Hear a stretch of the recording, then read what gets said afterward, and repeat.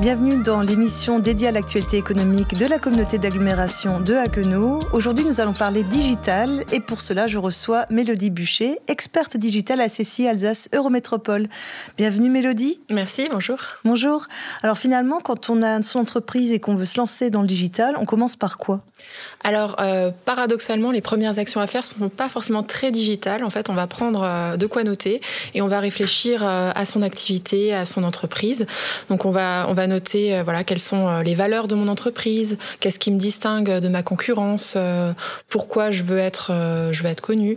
Et ensuite, on va aussi réfléchir, et c'est très important, à sa cible, à qui je m'adresse, quelle est ma clientèle type. Est-ce que je vais m'adresser à une clientèle au national? Est-ce que ça va être en local? Est-ce que ça va être des personnes de plus de 50 ans? Est-ce que ça va être plutôt des jeunes? Parce que tout ça va ensuite influer sur la stratégie digitale de l'entreprise. Est-ce qu'il faut absolument avoir un site internet ? Alors, je dirais oui et non. Oui, dans la mesure où en 2024, on peut plus passer d'une présence en ligne. Si on n'existe pas sur les moteurs de recherche, on n'existera pas dans l'esprit de nos clients. Donc ça, c'est la règle générale. Après, il y a des solutions pour pas avoir son propre site internet qui sont très efficaces. Par exemple, on peut être présent sur les marketplaces. Donc c'est par exemple, pour les citer, Amazon ou de ce genre de marketplace, où là, en fait, donc on n'a pas notre propre site internet. On vend via cette plateforme, on bénéficie de la visibilité, du trafic de la plateforme. Par contre, on est commissionné sur les ventes.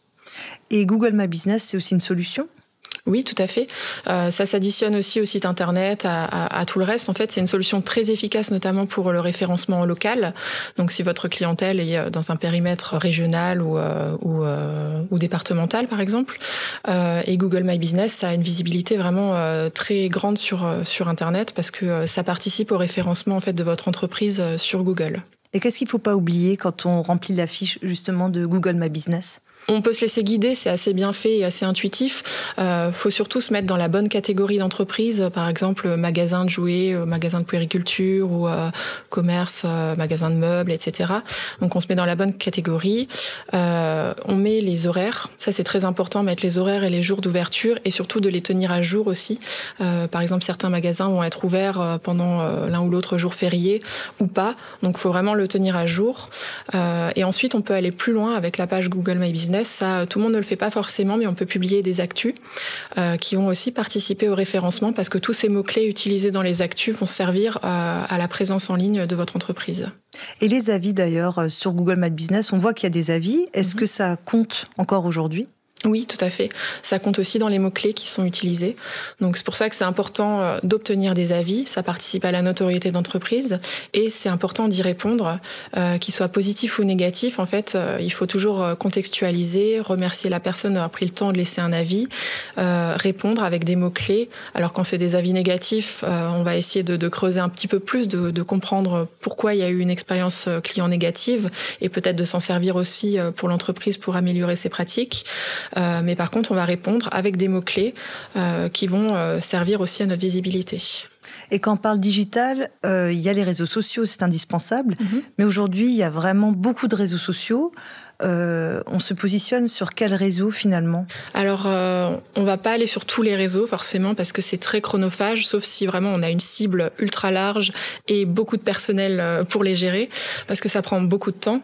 Donc, on va regarder où est notre cible.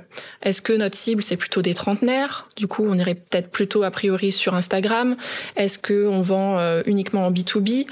Auquel cas, ce sera LinkedIn. Est-ce que c'est plutôt tout public ou plutôt des personnes de plus de 50 ans, là, ce serait plutôt Facebook. Donc voilà, on va essayer de se concentrer sur un ou deux réseaux les plus efficaces par rapport à notre cible. Et surtout, après, ce qui est important, c'est pas uniquement d'être présent sur certains réseaux, mais c'est d'être régulier. Ça, c'est vraiment le facteur de réussite numéro 1 quand on se lance sur Instagram, sur Facebook ou autre. C'est la régularité. Donc on va pas essayer de se dire tiens ok, l'algorithme il me dit que je dois publier 5 fois par semaine, je le fais et puis en fait je vois que c'est pas tenable et au bout de 3 mois je lâche et je publie rien pendant 6 mois. On va essayer plutôt d'y aller crescendo, d'abord un post par semaine et on s'y tient et quand on voit que finalement on a de la matière, on arrive toujours à parler de notre entreprise, là on va peut-être ajouter un deuxième post, etc. Il y a encore d'autres outils du type l'achat de mots-clés. Qu'est-ce que vous conseillez finalement aux entreprises ? par rapport à ça? Alors, l'achat de mots-clés, à mon sens, c'est un peu c'est carrément même la cerise sur le gâteau. C'est-à-dire que d'abord, il faut les bons ingrédients pour faire le gâteau. Donc, il faut un site internet qui soit efficace, qui soit intuitif, qui soit rapide, qui soit optimisé donc avec tout un tas de mots-clés. Donc voilà, un site internet bien construit. Et ensuite, une fois qu'on a ça, on met la petite cerise sur le gâteau, on achète des mots-clés. Parce qu'il faut savoir que quand on achète des mots-clés sur Google, en fait, il y a tout un tas de facteurs qui impactent le positionnement qu'on aura dans le moteur de recherche. C'est pas parce que qu'on achète un mot-clé qu'on sera forcément en top position, parce que c'est un système d'enchères. Donc il y a des concurrents. Qui achètent. Voilà, tout à fait. Donc si on veut mettre toutes les chances de notre côté et peut-être payer un peu moins cher que les autres aussi, tout en étant bien positionné, il faut d'abord avoir un site internet extrêmement performant. Et on parle aussi de mobile, puisqu'un site internet est aussi beaucoup vu sur mobile, notamment par rapport au commerce de proximité. Qu'est-ce qu'il faut tenir compte en fait quand on fait du mobile? Alors c'est même plus un critère parmi d'autres, c'est vraiment le critère numéro 1 parce que Google il va maintenant indexer exclusivement la version mobile des sites internet. Donc si vous avez un super site sur ordi mais que sur mobile il n'est pas efficace, vous serez très mal positionné.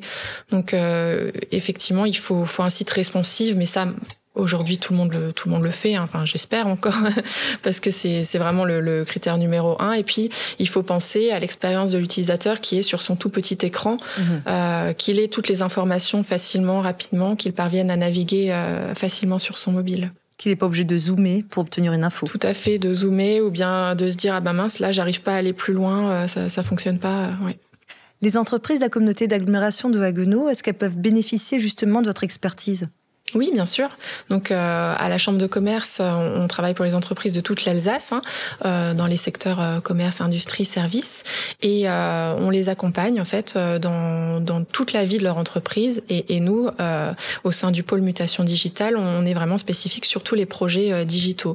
Donc, que ce soit une entreprise qui veut se lancer, qui n'a pas encore de site internet, mais qui aimerait soit savoir si c'est pertinent ou pas, auquel cas on va faire un audit, soit qui sait qu'il faut un site internet, elle veut se lancer, elle veut savoir quelles sont les étapes, on peut l'accompagner pour faire son cahier des charges, on fait de l'assistance à maîtrise d'ouvrage par exemple, on peut la mettre en relation avec les prestataires adaptés à la taille ou au projet de l'entreprise, on peut aussi l'aider à établir sa stratégie de présence sur les réseaux sociaux, voilà, tout ça on fait pour les entreprises dans le but qu'elles soient efficaces, qu'elles aient une présence efficace sur internet. Merci beaucoup Mélodie. Merci Mélanie. Vous pouvez retrouver cette émission sur notre site internet, les réseaux sociaux de la communauté d'agglomération de Haguenau. On se retrouve bientôt pour une prochaine thématique. Merci beaucoup et bonne journée.